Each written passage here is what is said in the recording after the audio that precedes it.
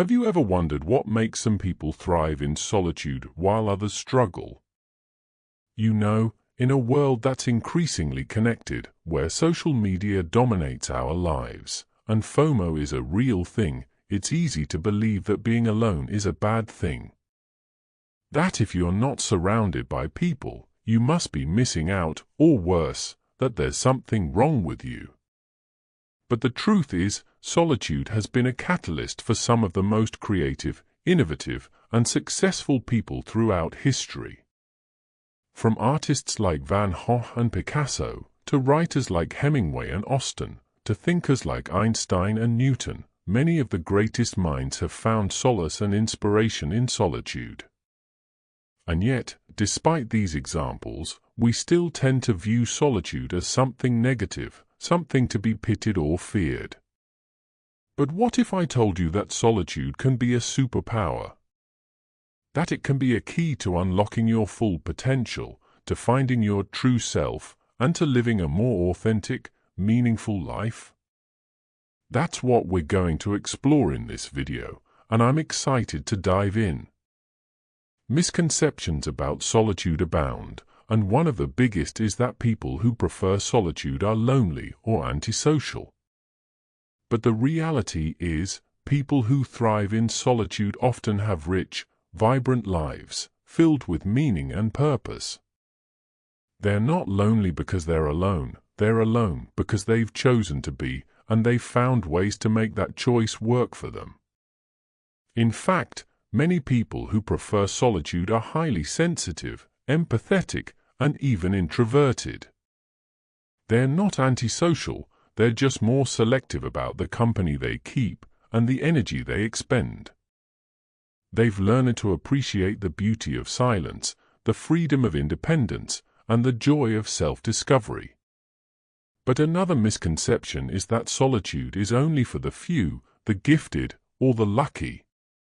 That it's some kind of magical ability that only certain people are born with. Not true.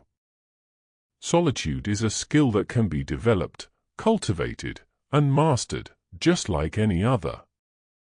We often think of solitude as something that happens to us, rather than something we can choose. We get stuck in traffic, or sick in bed, or stuck at home with no friends around. But the truth is, solitude is a choice, and it's a choice that can be incredibly empowering. Of course, there are also those who think that solitude is only for the young, the old, or the unemployed. That it's only for people who don't have the responsibilities of work, family, or social obligations. But that's not true either. Solitude can be a vital part of anyone's life, regardless of their age, occupation, or circumstances. Some people think that solitude is boring, that it's a life of monotony and routine. But the opposite is often true. Solitude can be an adventure, a journey of discovery, a chance to explore new ideas, new hobbies, and new passions. Others believe that solitude is only for the quiet, the shy, or the introverted. But solitude is not just for those who are naturally inclined towards it, it's for anyone who's willing to take the leap, to step outside their comfort zone, and to embrace the unknown. And then there are those who think that solitude is selfish, that it's a rejection of others, a rejection of community, and a rejection of love. But the truth is, solitude can be a profoundly selfless act, a chance to recharge, to reflect, and to come back to others with more love, more energy, and more to give. So, what are some of the characteristics and habits of individuals who thrive in solitude? Well, for one, they're often deeply introspective, willing to confront their own fears, doubts, and insecurities. They're not afraid to explore the depths of their own minds, to question their own beliefs, and to challenge their own assumptions. They're also highly resourceful, able to find creative solutions to problems, and to make do with what they have. They're not dependent on others for their happiness, their fulfillment, or their sense of purpose. They are often fiercely independent, willing to take risks and to challenge the status quo. They're not afraid to be different, to stand out, or to take the road less traveled. They're highly adaptable, able to adjust to new situations, to pivot when necessary, and to flow with the currents of life. They're not rigid, inflexible, or stuck in their ways. They're deeply connected to their own inner wisdom, their intuition, and their instincts. They trust themselves, they trust their gut, and they trust the universe. They're often voracious learners, always seeking out new knowledge, new insights, and new perspectives. They're not satisfied with what they already know. They're always seeking to grow, to evolve, and to expand. They're highly resilient, able to bounce back from setbacks, to overcome obstacles, and to keep moving forward. They're not deterred by failure, they're fueled by it. They're often visionary, able to see beyond the present moment, to envision new possibilities, and to create new realities. They're not limited by what is, they're inspired by what could be. They're deeply compassionate, not just towards others, but towards themselves. They understand that they're human, that they're flawed, and that they're imperfect.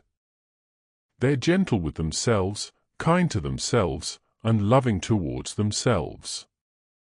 And finally, they're often guided by a sense of purpose, a sense of direction, and a sense of meaning. They know why they're here, what they're doing, and where they're going. They're not drifting aimlessly, they're moving deliberately. One of the most inspiring stories I've come across is that of Nelson Mandela, who spent 27 years in prison, much of it in solitary confinement. And yet, during that time, he said he found a sense of peace, a sense of calm, and a sense of clarity that he'd never known before. He used that time to reflect on his life, to question his own beliefs, and to reimagine his own future. And when he emerged from prison, he was a different person, a person with a sense of purpose, a sense of direction, and a sense of vision. He went on to lead his country to freedom, to become a symbol of hope and inspiration, and to leave a lasting legacy. And it all started in solitude, in the darkness of his prison cell, where he discovered the transformative power of solitude. So, what can we learn from Mandela's story, and from the stories of others who've thrived in solitude? We can learn that solitude is not just a means to an end, but an end in itself. It's not just a way to recharge, reflect, or recreate, it's a way to transform, to transcend, and to transmute. We can learn that solitude is not just a necessity, but a choice that can be incredibly empowering, incredibly liberating, and incredibly fulfilling. And we can learn that solitude is not just for the few, the gifted, or the lucky, it's for anyone who's willing to take the leap, to step outside their comfort zone, and to embrace the unknown. In conclusion, solitude is not just a state of being, it's a state of mind. It's a mindset that says, I am enough, I am worthy, and I am capable. It's a mindset that says, I can thrive in solitude, and I can emerge stronger, wiser, and more radiant because of it. So, I encourage you to embrace solitude, to explore its depths, and to discover its secrets. Don't be afraid of it, be drawn to it. Don't see it as a limitation, see it as an opportunity. And if you're already a fan of solitude, I encourage you to share your own experiences with us in the comments below. Let's create a community of like-minded individuals who understand the power of solitude and who can support and inspire each other on this journey. Thanks for watching. Don't forget to hit that subscribe button and the notification bell, and we'll catch you in the next video.